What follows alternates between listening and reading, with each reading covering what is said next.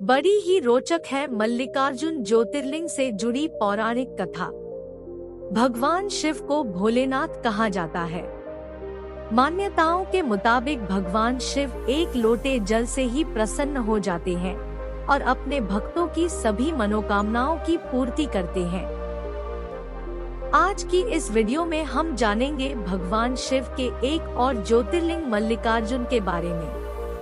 मल्लिकार्जुन ज्योतिर्लिंगा सनातन धर्म में भगवान शिव को मानने और उनकी आराधना करने वाले अनेक भक्त हैं।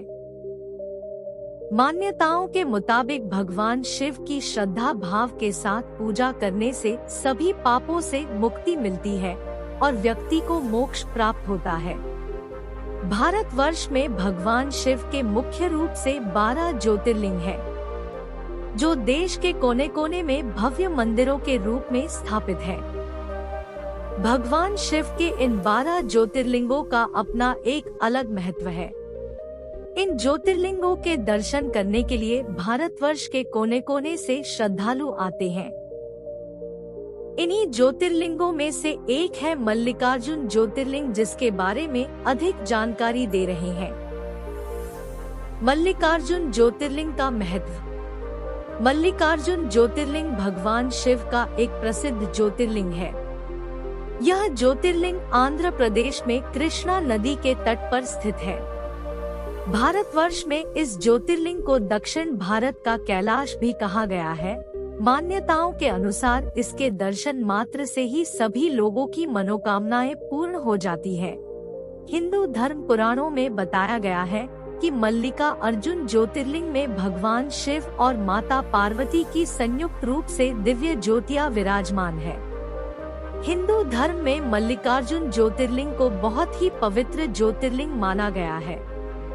श्री शैल पर्वत पर स्थित यह ज्योतिर्लिंग भगवान शिव के 12 ज्योतिर्लिंगों में से एक है।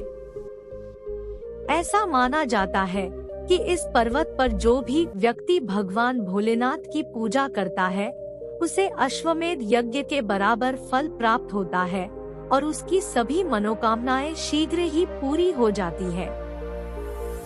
मल्लिकार्जुन ज्योतिर्लिंग का इतिहास उस पौराणिक हिंदू कथा से जुड़ा हुआ है, जब भगवान शिव के दोनों पुत्र कार्तिकेय और गणेश में इस बात की शर्त लगी कि उसमें से बड़ा कौन है।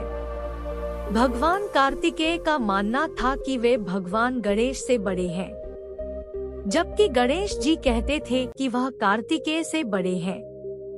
इस बात पर माता पार्वती और भगवान शिव ने कार्तिकेय और गणेश से कहा कि जो भी पृथ्वी की परिक्रमा लगाकर सबसे पहले हमारे पास आ जाएगा वही बड़ा होगा।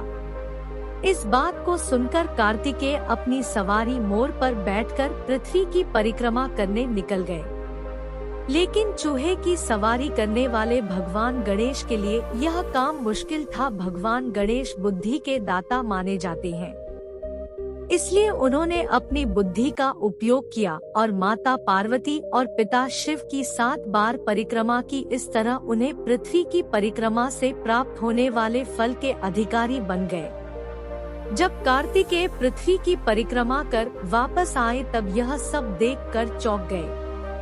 गुस्से में विशाल पर्वत की ओर चल दिए। कार्तिकी को मनाने के लिए माता पार्वती भी पर्वत पर पहुंची। इसके बाद भगवान शिव ने वहां ज्योतिर्लिंग के रूप में प्रकट होकर अपने दर्शन दिए। तभी से शिव का यह ज्योतिर्लिंग मल्लिकार्जुन ज्योतिर्लिंग के नाम से विख्यात हुआ। आज के लिए बस इतना ही। वीडियो पसंद आया होगा तो लाइक, शेयर और कमेंट कीजिए और चैनल को सब्सक्राइब करना मत भूलिए। धन्यवाद।